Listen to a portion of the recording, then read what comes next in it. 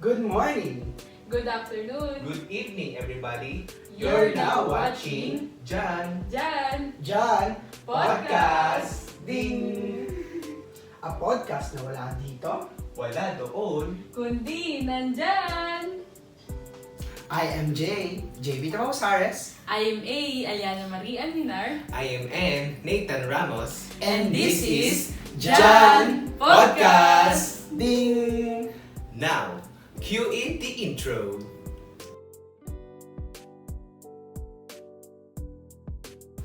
And we're back. So as you can see from the table guys, meron tayong J for juice, A for apple, and N for noodles. So before po kami mag-start sa aming topic, we have our little segment po muna. And for my segment, it is called Juicy Balita. So do you guys have any juicy gossips or balita na na-encounter nyo these following days? Meron naman. I mean previous days. Yeah. Meron. Ako kasi, meron ako nakitang isang post sa Twitter and tungkol siya kay Jillian Ward and parang ina-accuse or parang may rumor na ano siya na parang may sugar daddy or ano na, alam niyo ba yun? Yeah, yun sa interview niya with Boy Abunda, ganun. Parang simula bata pa lang siya, sinabi niya na ina-accuse na siya na may sugar daddy siya. Yung mom niya, binabugaw siya sa any guy na mayaman or politiko, ganyan. So ayun, ikaw may idea ka ba? Tsaka parang, di ba na-link siya sa politiko daw? Mm. Na ano siya na expose siya ni Sian Gaza.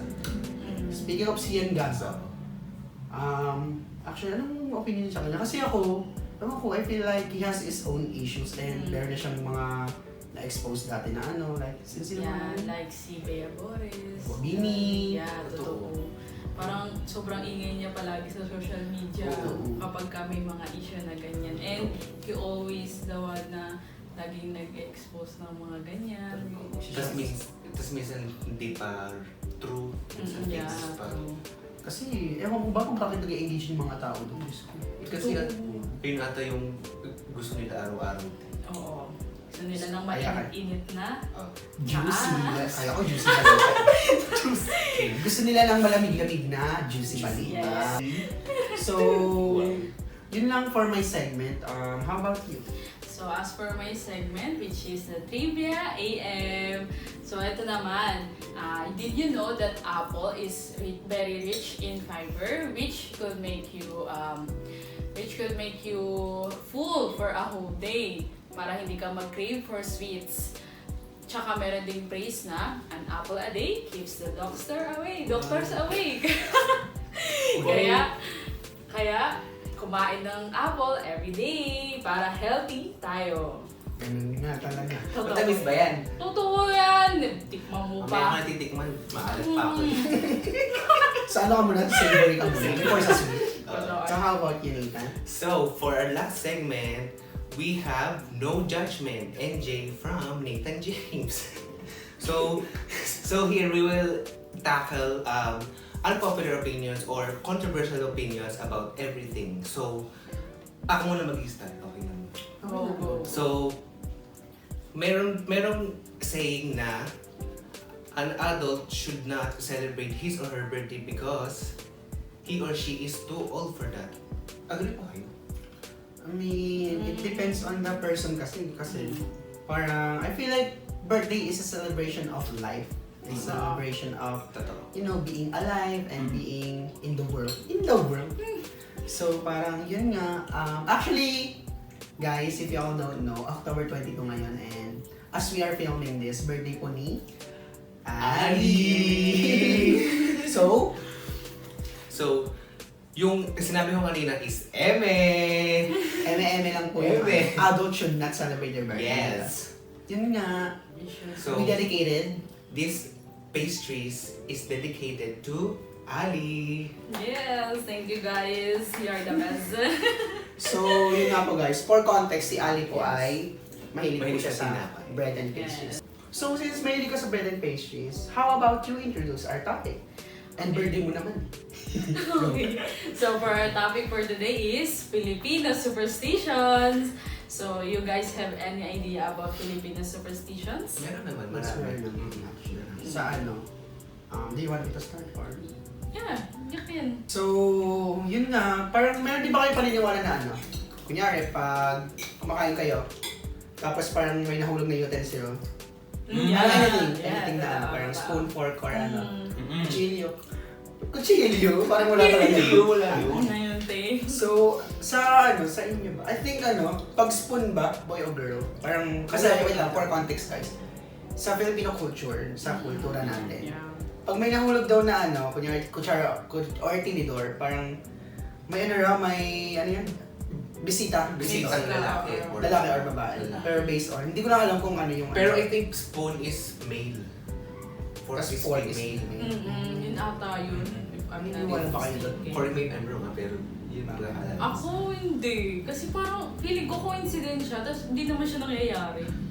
Tsaka feel ko, ano ka lang talaga, clumsy. Yun, totoo. Totoo. Kaya mo nahulog. na para bang ayusin na lang talaga kumain. Totoo At yun. huwag maniwala. Okay. Hindi naman. Kasi naman. Kasi So, yun, ikaw, meron pa? Ay, ito. Pinakasigang most famous superstition, Filipino superstition here in the Philippines is, pagpag. After mong makipaglamay. And ang number one pagpagan is 7-Eleven. Convenience store. Stores. Actually, ako kasi, as a person, I don't believe in in parang spirits and ghosts. Parang hindi naman masyadong kasi hindi pa ako nakaka-encounter. Pero one time kasi, yung may classmate ako namatay. Tapos parang pumunta kami sa lamay nila. Nagpagpag kami sa Alphamart. Alphamart naman. Parang even though if hindi ako naniniwala, parang I still kasi baka malay mo. Parang Yun yung magpaniwala sa akin talaga. Totoo. At saka na siya, traditional na siya. Diba? Traditional na kasi. Yeah. It's a part of our culture na rin kasi as a Filipino. Grabe na lang talaga. Totoo. Tsaka speaking of sa patay, meron din isang superstition na siguro makakarinig kayo is yung before i-lay to rest yung patay, parang bubulong ka. Yeah. Bubulong. Hindi yun. Ano natin yun eh. Intro natin. Sorry. Parang bubulong ka sa patay, then yung binulong mo is parang wish. It can be a wish or or a message to the dead. Pero mostly wish siya. Then I think yun, good luck or maswerte kasi parang matutupad daw yun once na naka-enter na yung soul sa parang ganun. Parang there's this din kasi na theory na sinasabi nila na kapag ang tao kasi namatay, ang last na nila is hearing talaga. Yung last yung huling sense. Yung last sense nila. So, ang mga tao talaga, especially Filipino, yun yung parang kinalakihan na nila kasi malay mo naman talaga, matupad talaga in the future kasi malay mo, ibulong niya naman talaga. Parang birthday wish. Parang birthday wish. Birthday wish. Mali! Ano naman natin patayin si Arlo? Hindi na ba yun? She's a young girl. She's such a young girl. True. So, our next naman, since, ako kasi matakaw talaga ako. I'm a foodie. So, Foodie again, man. Have you ever experienced, eating at night or at a dark place? Kasi meron din diyang pamain. Like superstition. Raw, parang pag, kunyari kumain ka sa on a dark place or like madilim, parang raw, may sumasabay daw sa'yo. Do you believe that? Oo. Kasi lagi, yun yung parang kinalakihan ko na sa grandmother ko na lagi niya sinasabi, huwag kang kumain sa madilim kasi may kasama ka. Siyempre, mas matatakutin yun. Siyempre, maniniwala ka talaga dun. Ako kasi, dulo ko muna. Bago magsalita. Ako kasi, di ako naniniwala dun kasi every time naman ako makain ako sa madilim, hindi naman nababawasan yung pagkain. Na parang ako lang talaga ang kumakain talaga. Wala talagang nakikisabay nun. Tapos, another thing, sa pag when the sky is clear at night, tapos walang stars, parang may chance daw na umulan. Oo. Mm-hmm. Oo.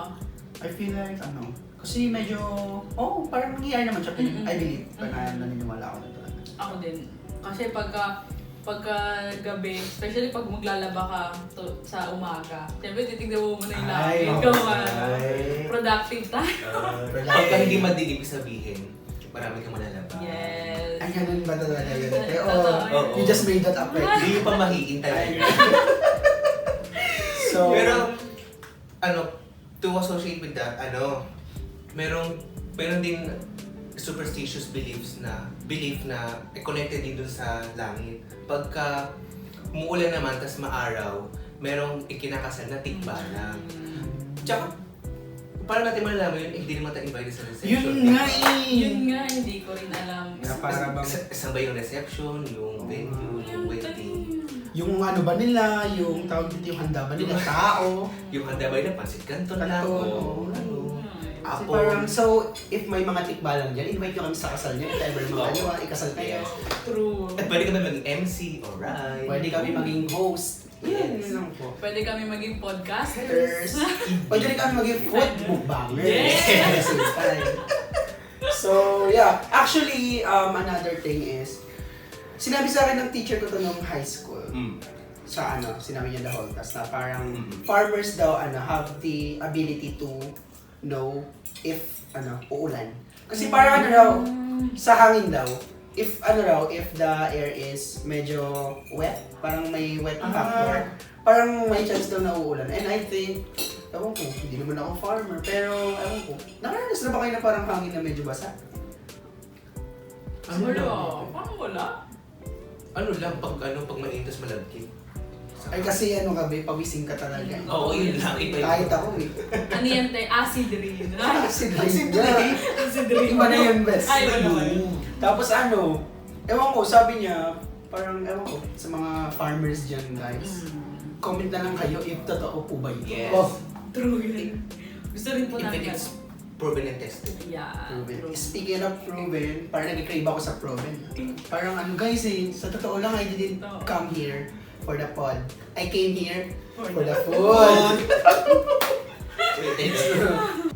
So yun lang guys for our topic. So may mga insights ba kayo or like moral na natutunan sa ating discussion earlier? If meron man. I'll start with you.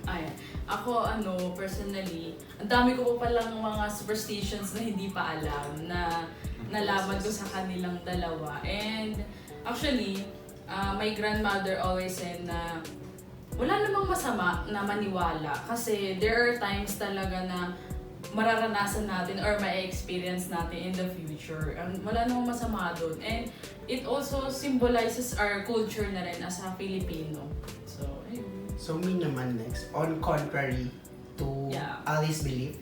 Kasi personally kasi parang most of the superstition na na-discuss natin earlier, I don't believe unlike parang most of them. Kasi parang wala namang effect sa akin, parang hindi ko naman na-encounter which is very hindi ako naniniwala kasi hindi nangyari sa akin. So I'm a very empiricist person. Empiricist! Hindi ba yun? Sorry. So yun lang naman yung insights ko about that. And how about you? So my insights naman is, I think it will depend kung maniniwala ka or hindi. And superstitious beliefs kasi are deeply rooted na in our culture and tradition. Parang nakasanayan na natin siya na maniwala and from our ancestors din back then, di ba, parang present na and evident na yung mga superstition. So, ayun, it will definitely depend on us kung Maniniwala or not. if we would believe that or not. And actually guys, wala namang talagang wala na kayong pagkain kasi mali kayo kain kanina talaga habang nagpapod tayo Siyempre. So, pero yun nga guys, if wala namang, totoo hindi sinabi ni Al na walang mawawala, if hindi maniniwala, pero wala rin namang mawawala if hindi tayo maniniwala. So it's up to you guys kung gusto niyo maniwala, parang we just don't want to judge anyone or impose to someone yung mga beliefs sa pinaniniwalaan natin because in the first place, we have our own belief system. Yes. So, yeah. Yun lang naman ang aming, guys. Yes. So, Comment down below if you have also prestigious. Yes, and yung mga hindi namin nabanggit kanina, Yes. pwede nyo i-comment down below. Pwede kayo mag-comment, pwede nyo i-share itong ano namin. Podcast. Para mataas ang engagement. Para maging sikat kami. Yes. Para kung gusto niyo ng episode 2. Para more sponsors. So, yun lang po guys. I hope na na-enjoy nyo yung pinaka-discussion namin. And yeah, nandito kayo ngayon sa Jan Podcast! Ding! Bye-bye!